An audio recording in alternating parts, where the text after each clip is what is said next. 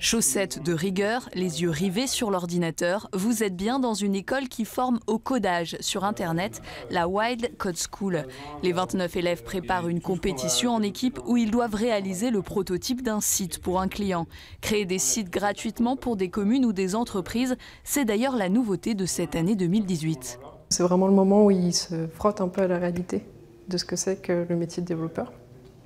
Et globalement, ça se passe bien. Ils apprennent beaucoup justement de choses autour du développement, pas que de coder, mais aussi de parler avec un client, savoir s'organiser. Les élèves apprennent donc sur des cas pratiques, mais aussi par pédagogie inversée, où l'on fait d'abord des exercices avant de voir la théorie. Un modèle qui fait ses preuves, puisque 13 écoles ont ouvert en 4 ans en France, et une vingtaine d'autres vont voir le jour d'ici 2020, dont 3 très bientôt dans des capitales européennes. Le but, c'est de prouver aussi que ce modèle fonctionne et de répondre à un besoin, parce qu'en fait, le besoin, il n'est pas qu'en France. Il y a une vraie pénurie de développeurs partout dans le monde.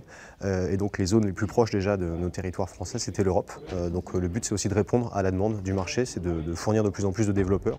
87% des élèves ont trouvé un travail dans l'année qui suit leur formation. Martin peut en témoigner. Après une période de petits boulots, il a suivi des cours à la Wild Code School, puis un stage de 4 mois qui s'est transformé en CDI. Pour moi, l'intérêt de la formation, c'est vraiment d'être employable à la fin, quoi. Dans un temps de formation relativement court. Un réel besoin existe. Environ la moitié des entreprises a du mal à recruter des développeurs en Eure-et-Loir, comme en Centre-Val de Loire.